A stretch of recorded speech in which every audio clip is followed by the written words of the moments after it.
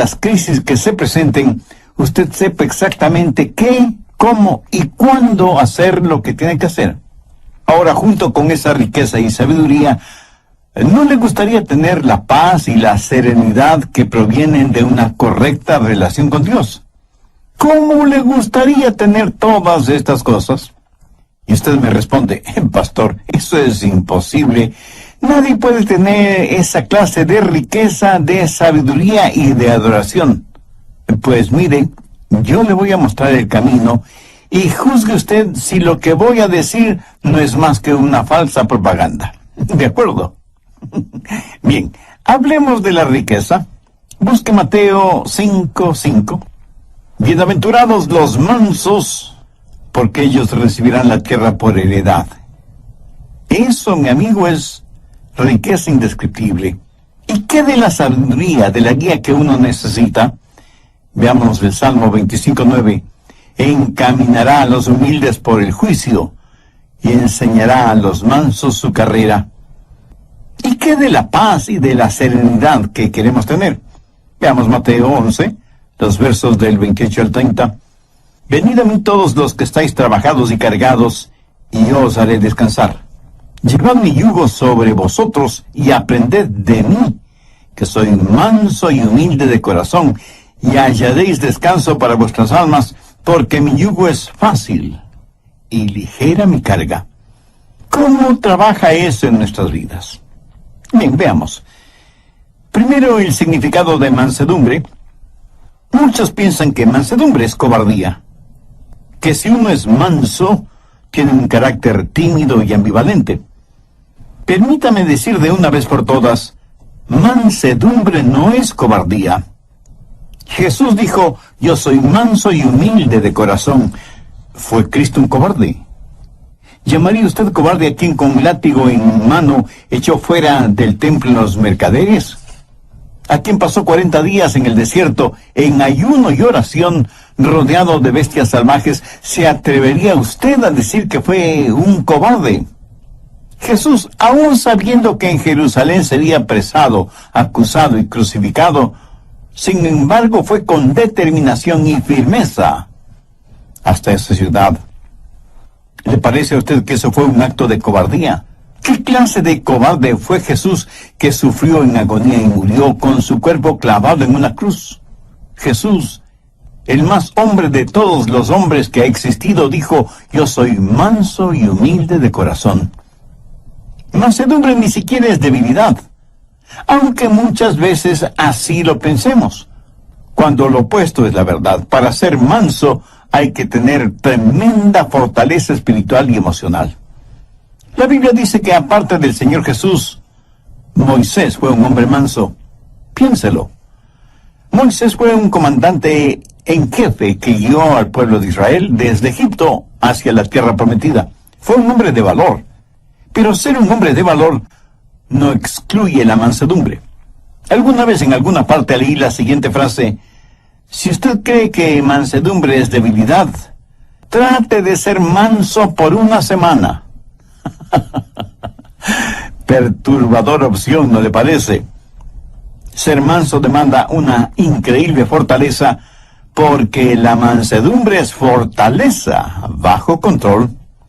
En tiempos bíblicos y aún en la actualidad, cuando alguien tenía un caballo salvaje y quería montarlo, primero tiene que domarlo hasta que se vuelva manso. Y solo cuando ha sido amansado puede ser montado, utilizado. Pero note, no es que el caballo perdió su fortaleza, sino que ahora su fortaleza está bajo control. Entonces, mansedumbre es fortaleza que está bajo control. Wallace Hamilton es el nombre del autor del libro Cabalgue Caballos Salvajes. ¿Y qué ilustra lo que estoy diciendo? Dice que nosotros venimos a este mundo con toda clase de deseos, de instintos, proclividades, habilidades y ambiciones dadas por Dios mismo, y que al diablo le encantaría quitárnoslas y pervertirlas para su propio uso. Pero esos dones son el regalo de Dios para nosotros. Pero Él quiere que todos esos dones estén bajo su control y sean para su honra y su gloria. Pero el diablo quiere pervertirlos y traer vergüenza al nombre del Señor Jesucristo. Por lo tanto, hay 3 cosas que usted puede hacer con sus habilidades naturales y los dones que Dios le ha dado. Primero, autoafirmación. Allá a comienzos de la década de los años 60, apareció el siguiente lema: lo que quiera que es natural es hermoso, y cualquier cosa que es hermosa debe ser buena. Así que, lo que quiera que usted quiera hacer, hágalo. Nuestros antepasados de alguna manera fueron más listos que la gente de esta generación y su maldad. Los antiguos, si querían hacer algo malo, malvado, vil, si querían dejar correr sus caballos salvajes, tomaban esa maldad, esa impiedad, esa vileza que tenían y la deificaban, la convertían en un dios o en una diosa. Por ejemplo, si ellos querían beber hasta emborracharse, decían: bien, legitimemos esto. Y se hicieron al dios Baco, que es el dios del vino, y le adoraron emborrachándose. Así que fueron pervertidamente listos. Y si querían cometer adulterio o fornicar o vivir en un lujurioso desenfreno, deificaron a Venus como la diosa de la sexualidad y la promiscuidad. Así dejaban correr sus caballos salvajes. O si tenían rencores y deseos de venganza, para justificar su deseo de guerra, de sangre y dar rienda suelta a su odio, deificaron a Marte, el dios de la guerra. No solo que se sentían muy bien dejando correr sus caballos salvajes, sino que sus desenfrenadas bajas pasiones las elevaron al nivel de virtud religiosa. Hubo un hombre filósofo alemán, Friedrich Nietzsche, que fue el abanderado de los que querían dejar correr libremente a sus caballos salvajes. Fue el apóstol de la autoafirmación. Adolfo Hitler estudió intensamente los escritos de Nietzsche. Déjeme leer una frase que Nietzsche escribió en uno de sus libros. Dice: hagan desaparecer a sus piadosos sacerdotes y su debilucho evangelio de misericordia. Purguen de sus almas esta enfermedad diabólica llamada cristianismo. El progreso depende de hombres fuertes y gente fuerte. Por lo tanto, afírmese en usted mismo. Sea un superhombre. Y Hitler fue convencido de esto, y el resultado fue la invención de los hornos de gases para aniquilar a los judíos. Segundo, el autocontrol. Solo restrinja, reprima sus deseos. Mutile al jinete del caballo. Eso, mi amigo, es una forma de budismo. Los budistas tienen esa clase de religión. Razonan que si las personas no pueden llevarse bien y no tienen paz consigo mismas y menos con los demás, es porque sus deseos no tienen restricciones. Y esto les guía a vivir una vida de frustración. Entonces el budista dice: usted tiene que llegar a un punto en donde ya no tenga esos deseos. Tiene que sublimizar todo deseo, amortiguar sus pasiones hasta alcanzar el nivel nirvana, el lugar en donde no siente ni es nada. Es como si a usted le cortaran la cabeza para eliminar el dolor de cabeza. ¿Cómo verá? Eso es una especie de religión negativa, de fe negativa.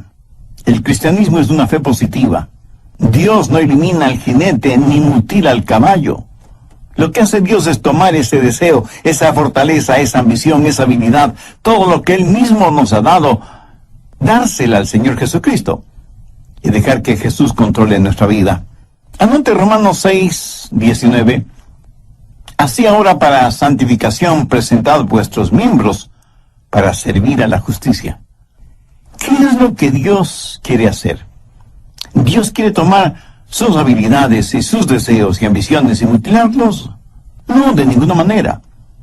Lo que Dios quiere hacer es controlarlo para su gloria. Por ejemplo, digamos que usted tiene un temperamento volátil.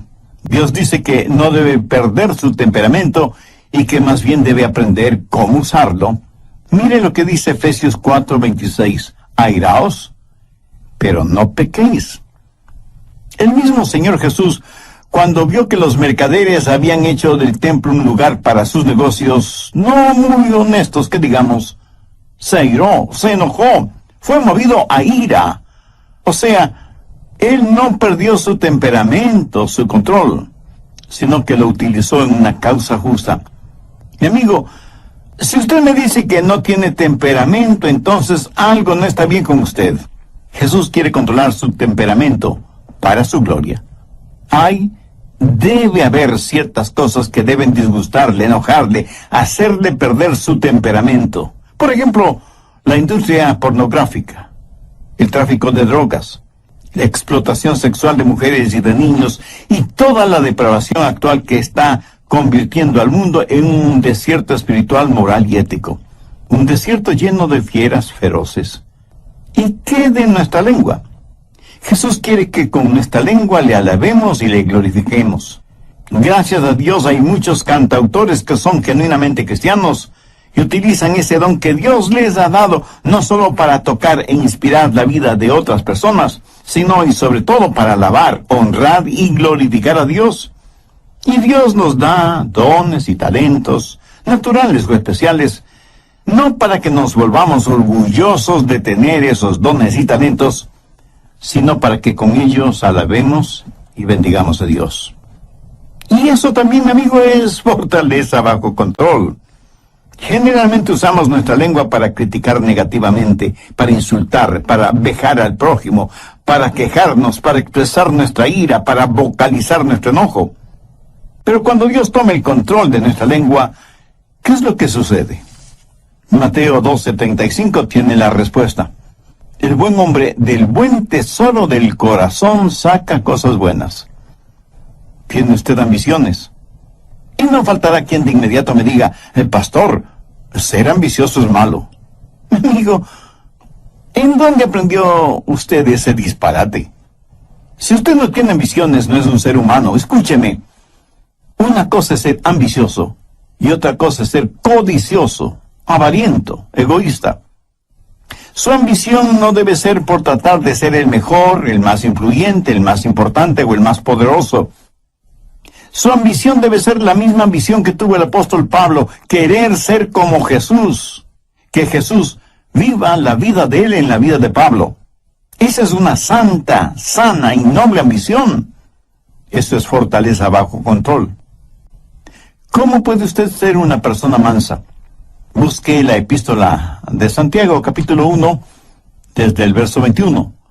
Ponga mucha atención a esta porción de las Escrituras para que sepa cómo la mansedumbre puede ser parte de su vida. Por lo cual, desechando toda inmundicia y abundancia de malicia, recibid con mansedumbre la palabra implantada, la cual puede sanar vuestras almas. Pero sed hacedores de la palabra, y no tan solamente oidores, engañándoos a vosotros mismos. Aquí el Señor nos dice que debemos recibir con mansedumbre la palabra. Ahora, ¿por qué debemos recibir con mansedumbre la palabra? Porque la mansedumbre es fortaleza bajo control. Y para ser controlado por el Señor, usted tiene que conocer su voluntad y su camino. Y para conocer la voluntad y el camino de Dios, usted tiene que conocer su palabra. Por lo tanto, tiene que recibir la palabra con mansedumbre. Escúcheme, ni usted ni yo sabemos ni la milésima parte de cómo guiar nuestra propia vida.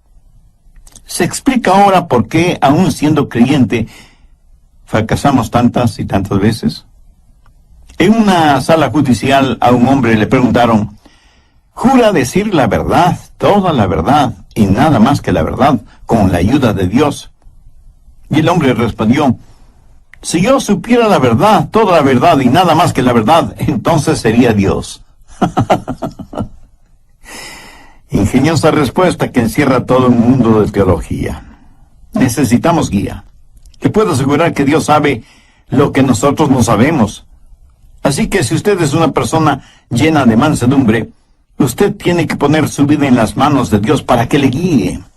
Si quiere que Dios le dé bienestar económico, sabiduría y adoración profunda, entonces tiene que recibir la palabra de Dios con mansedumbre, la cual, o sea, la palabra de Dios, puede salvar su alma. De acuerdo a Santiago, 3 cosas son necesarias. Primera, debe haber un espíritu de arrepentimiento. Santiago 1:21, por lo cual desechando toda inmundicia y abundancia de malicia. Ahora, ¿qué significa esto?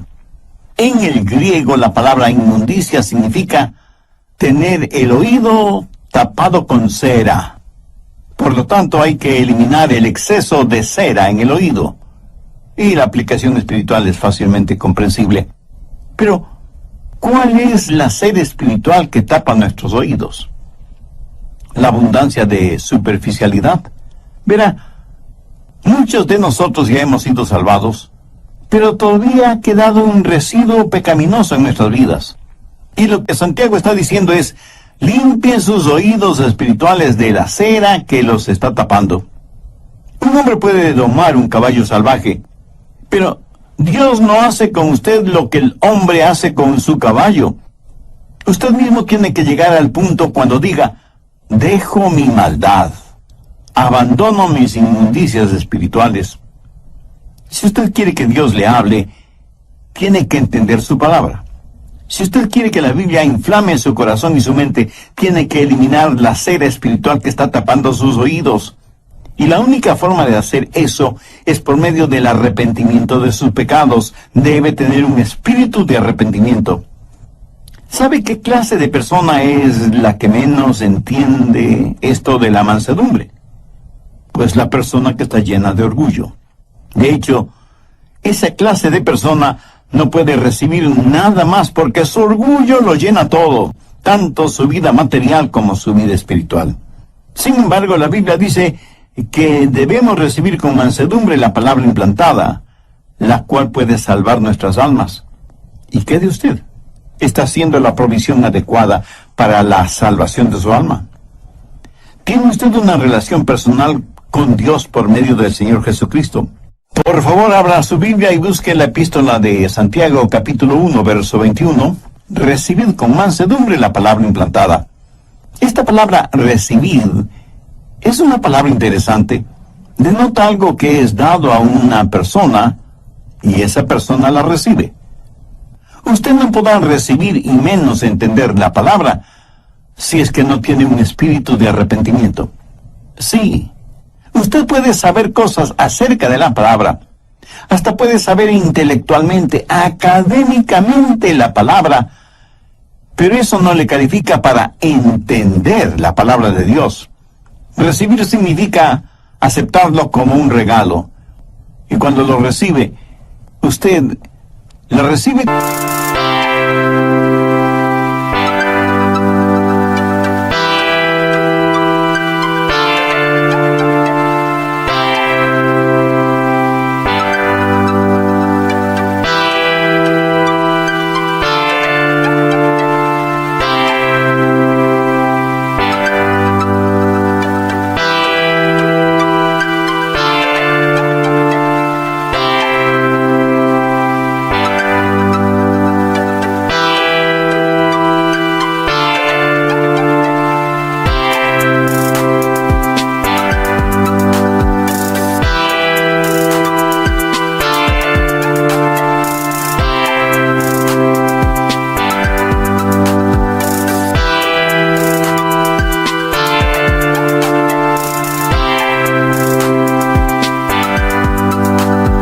Como que si fuera un huésped muy especial en su vida, y le dice, pasa, seas bienvenida.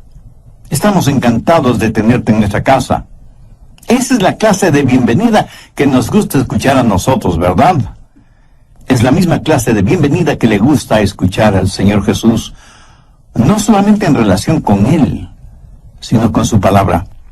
Amigo, en su vida, ¿da usted esa clase de bienvenida a la palabra de Dios? Abre de par en par las puertas de su corazón y dice, Señor, recibo tu verdad. Hay muchos que van a las iglesias a escuchar el mensaje de la palabra. Otros oyen mensajes radiales como este que está escuchando ahora mismo, pero lo hacen tratando de entender la palabra de Dios, pasándola por el filtro de sus mentes, y no necesariamente porque le den la bienvenida a la palabra de Dios en sus vidas. Amigo, nunca aprenderá la verdad de esa manera. Tiene que dejar su orgullo intelectual en el polvo. Humíllese. Tenga su corazón en paz con Dios y hágalo con mansedumbre, con un espíritu de arrepentimiento, dejando de lado toda inmundicia y abundancia de malicia, y con un espíritu receptivo, dé la bienvenida y reciba la palabra de Dios. Segundo, debe haber un espíritu receptivo. Santiago 1:22. Pero sed hacedores de la palabra y no tan solamente oidores, engañándoos a vosotros mismos. Una vez que usted tiene la palabra de Dios en su corazón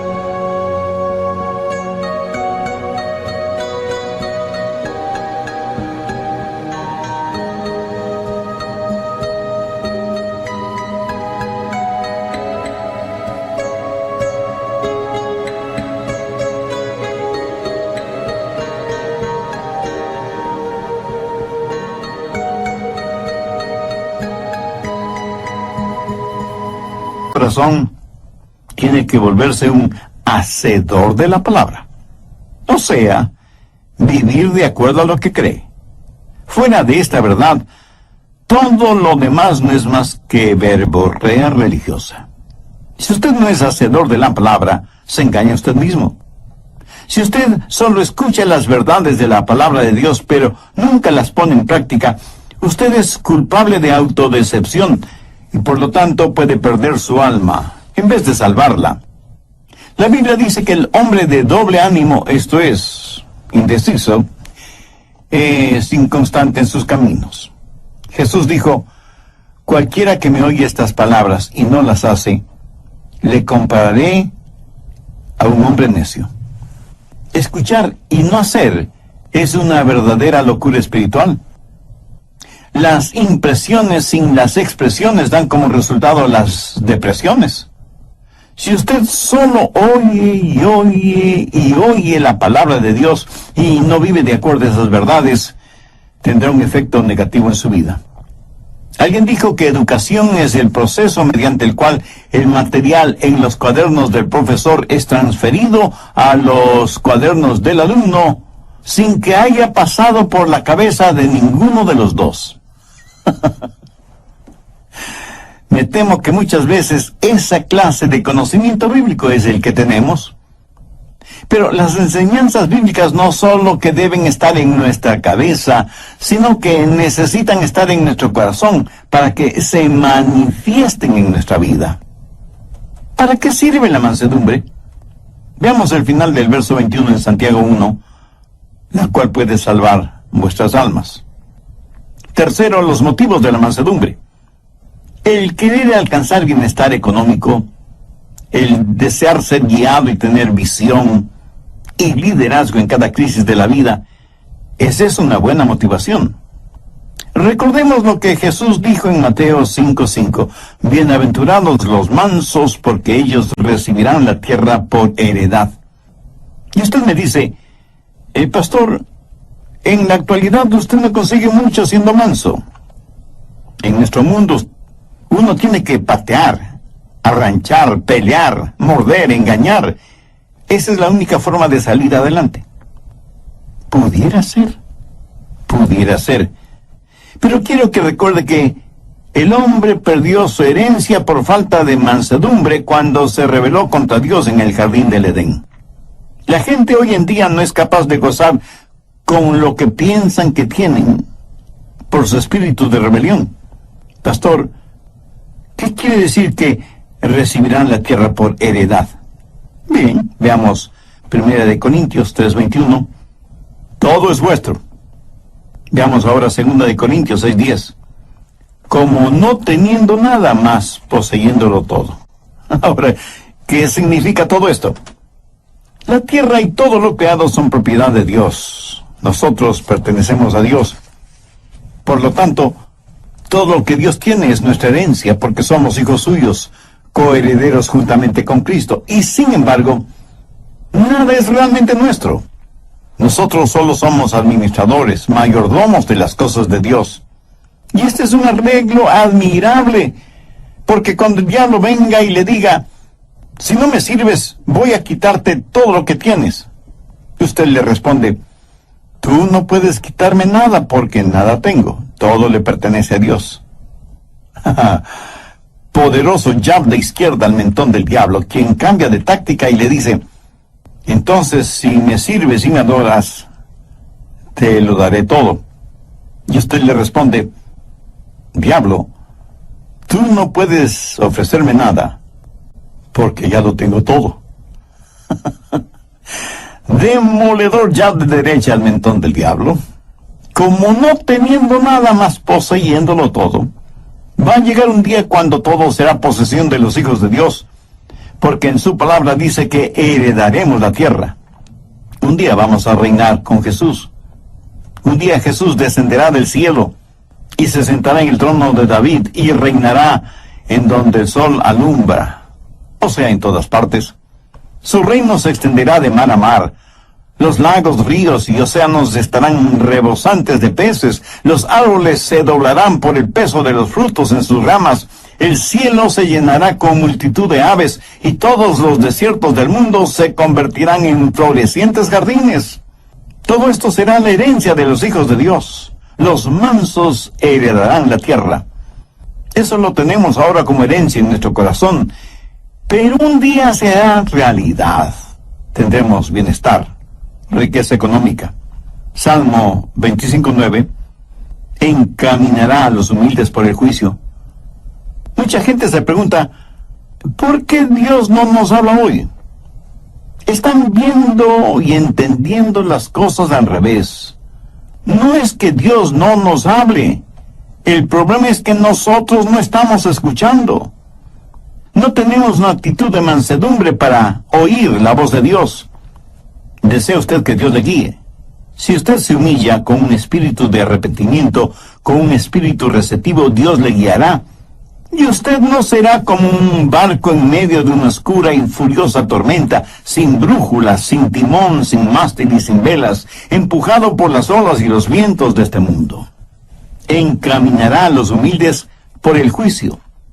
Él le mostrará el camino y usted podrá escuchar su voz, guiándole aún en medio de la peor tormenta de su vida. Y usted tendrá no solo bienestar y riqueza y sabiduría, sino que sabrá lo que es la verdadera adoración. Mateo 11, desde el verso 28. Venid a mí todos los que estáis trabajados y cargados, y yo os haré descansar.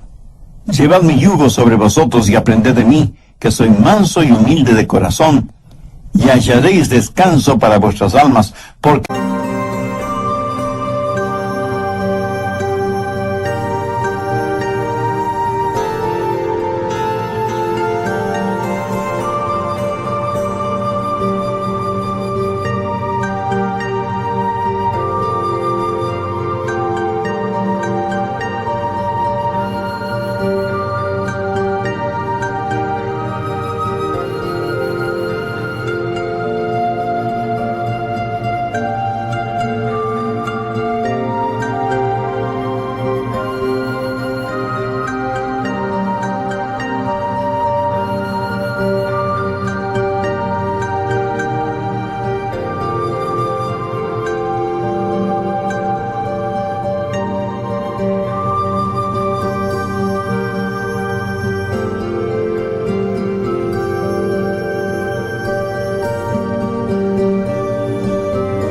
mi yugo es fácil y ligera mi carga.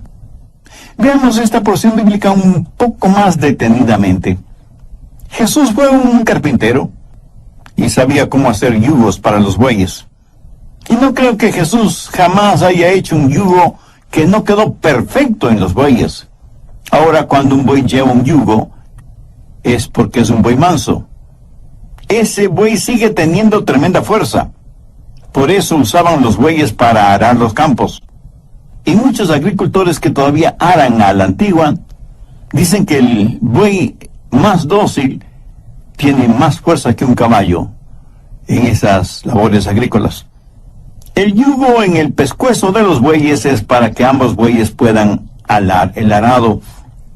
Y cuando Jesús dijo, llevad mi yugo sobre vosotros, es como si estuviera diciendo, estamos en esto juntos, apóyate en mí, déjame guiarte, quiero ser un descanso para tu alma. Esa es la clase de mansedumbre que Jesucristo quiere darle a usted, no mañana ni pasado mañana, sino hoy mismo. Quienes están escuchando este programa, y si aún no son salvos, ¿no quisieran conocer a este maravilloso Salvador, Jesucristo? ¿No quisieran que sus pecados les fueran perdonados? ¿No quisieran hacer la paz con Dios para poder experimentar la paz de Dios? Conveniente suspender la reunión de esa noche. Morehouse les dijo, no, he orado sobre este asunto y estoy convencido que Dios quiere que predique esta noche. Y yo confío totalmente en Dios. Tendremos la reunión esta noche, tal y como está programada. Esa noche la pequeña iglesita de ese pueblito minero estuvo totalmente llena, y los que no pudieron entrar se quedaron alrededor de la iglesia y abrieron todas las puertas y ventanas para que la gente pudiera escuchar el mensaje de la palabra de Dios. Y cuando Morehouse estuvo más o menos a la mitad de su mensaje, vino Mac Miller.